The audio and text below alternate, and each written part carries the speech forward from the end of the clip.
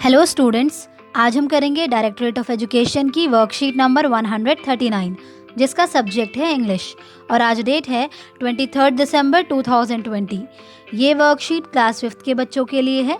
तो चलिए स्टार्ट करते हैं हम आज की वर्कशीट। बच्चों, वर्कशीट में आपको यहाँ पर अपना नेम लिखना है। यहाँ पर आपकी क्लास पहले से ही लिखी हुई है तो आपको अपना सेक्शन लिखना है और यहाँ पर आपको लिखना है अपने टीचर का नेम। हमारी आज की वर्कशीट का topic unit 8 the little bully chapter से लिया गया है। बच्चों, इस स्टोरी की जो वीडियो है वो ऑलरेडी मैंने चैनल पे डाल दी है। अगर आपने अभी तक ये स्टोरी नहीं पढ़ी है तो आप वहाँ से उसे पढ़ सकते हैं, ठीक है। डू यू नो, क्या आप जानते हैं, टुडे इज़ किसान दिवस, आज किसान दिवस है। The farmers are considered to be the backbone of Indian economy. बच्चों, किसानों को भारतीय अर्थव्यवस्था का बैकबोन यानी कि रीढ़ की हड्डी कहा जाता है। In order to appreciate the role of the farmers in providing food on our plates and the tireless labor put in by them to provide our nation with food security and to commemorate the birth anniversary of the 5th Prime Minister of India, Shri Chaudhary Charan Singh, 23rd of December is celebrated as Kisan Divas in India every year. बच्चों, किसानों की प्रशंसा करने के लिए, क्योंकि वो हमारी प्लेट्स तक, सोच सकते हैं आप कि आपकी प्लेट्स में जो फूड होता है उस फूड को किसान प्रोड्यूस करते हैं। किसके लिए? हमारे लिए, ठीक है। और उनके टायरलेस लेबर यानी कि अथक मेहनत के लिए, जिससे कि वो हमारे देश को फूड सिक्योरिटी यानी खाद्य सुरक्षा प्रदान करते हैं।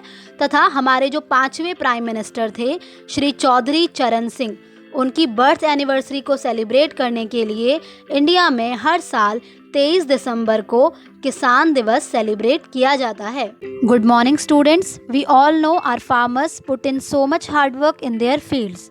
गुड मॉर्निंग बच्चों, हम सभी जानते हैं कि हमारे जो फार्मर्स हैं वो अपने फील्ड्स यानी कि खेतों में बहुत हार्ड वर्क करते हैं यानी कि बहुत मेहनत करते हैं।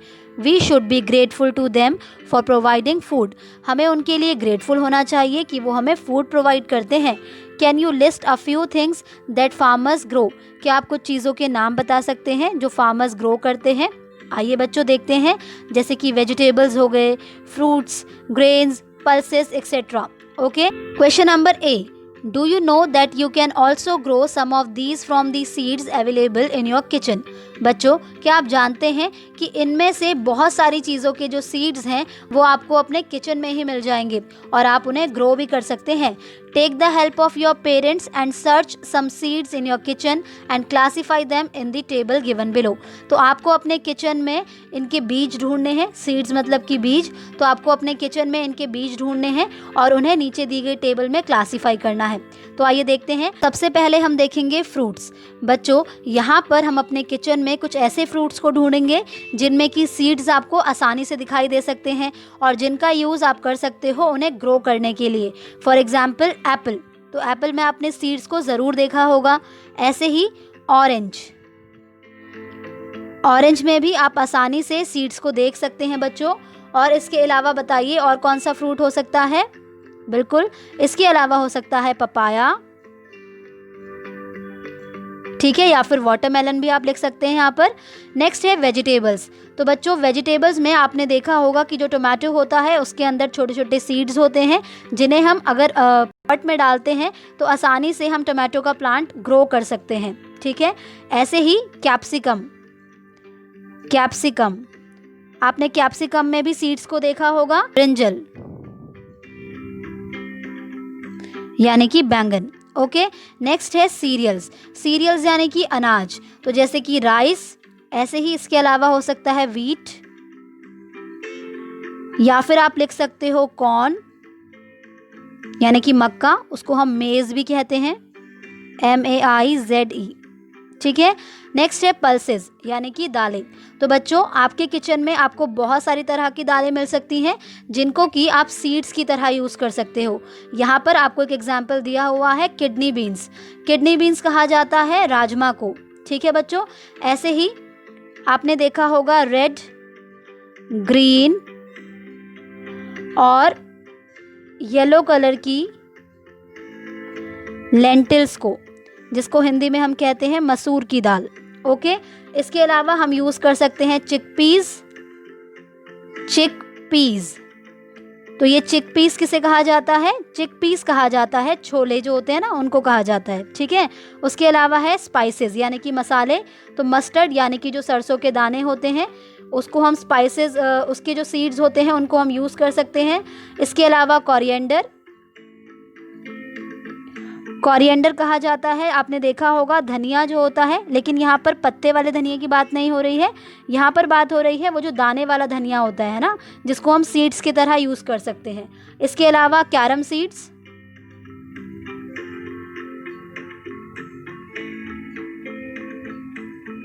ठीक है बच्चों, तो इनको आप अपनी कॉपी में ज़रूर कीजिएगा। Question number B, we must appreciate the hard work of our farmers for working in their fields and providing food on our plates।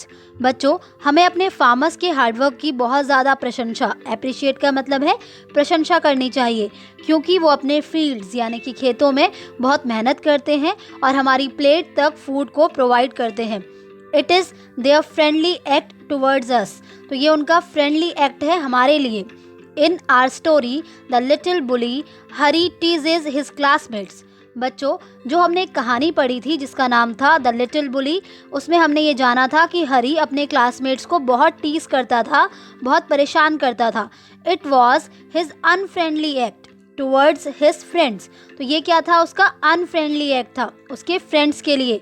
तो बच्चों, फ्रेंडली एक्ट का मतलब ये है कि जब आप कोई ऐसी चीज़ करते हैं जो कि लोगों के लिए बहुत हेल्पफुल है या फिर लोगों को अच्छी लगती है, जिसमें केयर होती है, काइंडनेस होती है।